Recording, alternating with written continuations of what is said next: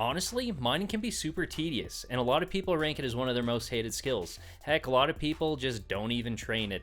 But I have an easy AFK mining method that accumulates XP quicker than you think. Shooting stars are perfect for this, and plus you'll get some amazing rewards while you're at it.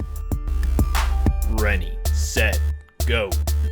Today we're focusing on the shooting stars activity. It's an excellent way for players to earn both AFK XP and valuable rewards while they're at it. It's a pretty simple idea. Shooting stars crash down around the world, RuneScape every so often, or Gillian, or however the fuck you'd say it. I don't know, I've only played the game for like 20 years. I don't know what it's called. Anyways, it's relatively easy. It's pretty relaxing.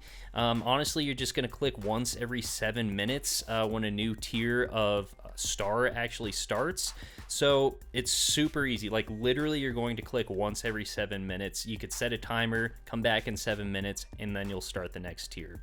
It's also important to note that this activity heavily favors members. If you're a free-to-play player, you're welcome to mine crash stars that fall in a free-to-play area, but you'll earn half the XP, and you also do not earn Stardust. Those rewards from the Stardust are only for members. When a shooting star hits the ground, it's called a crash star. It comes in 9 tiers. Basically, all the tiers dictate is when you can mine it based on your level.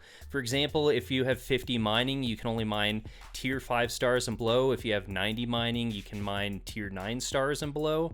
The XP and the Stardust you receive are not impacted by the number of players mining the star.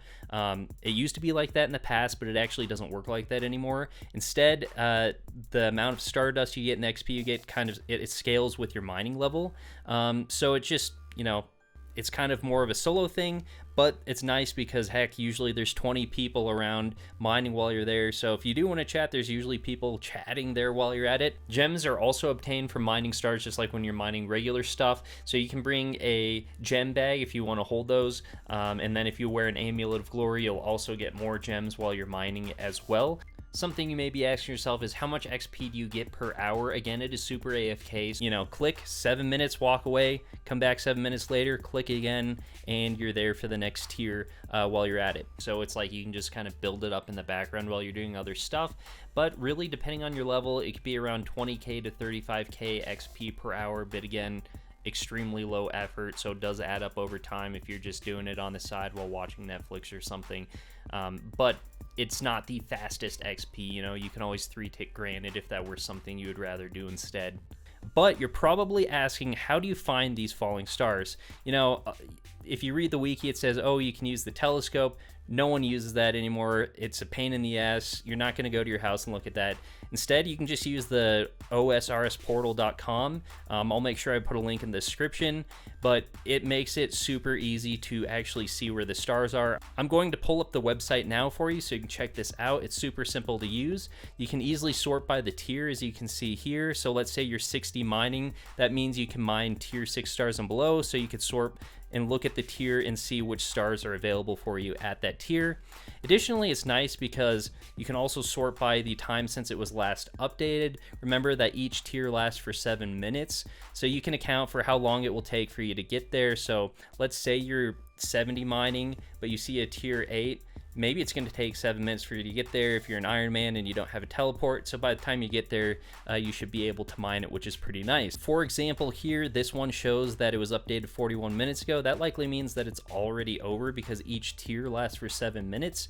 Usually the site's pretty good about not showing this type of stuff, but just keep an eye out to make sure that you're looking at pretty relevant information from when it was last updated.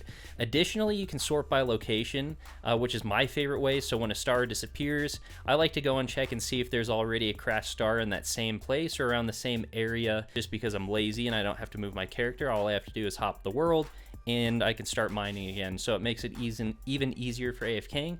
Now, a lot of these locations, I'll be honest, I played the game for 2 decades. I don't know where some of these are, and I'll be damned, I'm not going to look up where they are, so I'm just not going to go to them and I ignore them. You're welcome to look them up on the wiki and find out where they are. I just usually stick to the places that are pretty easy to get to for teleports, so I can just, zone out and not have to work my ass off to get somewhere to go and mine again. All right, let's say you've been mining for a while and you have a nice stockpile of Stardust that you've accumulated. You can trade in those bad boys for some awesome rewards. You can head on over to Desuri, I believe is how you'd say it. I don't know. He's located just south of East Falador Bank. and then you can right click and trade him.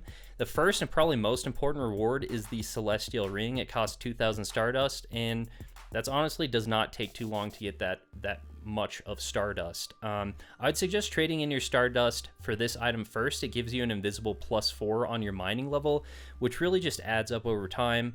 Plus, you can charge the ring with Stardust, and it gives you a 1 in 10 chance of getting an extra resource when you're mining rocks up to Adamant, and it gives you experience for both those when it does kick in for that.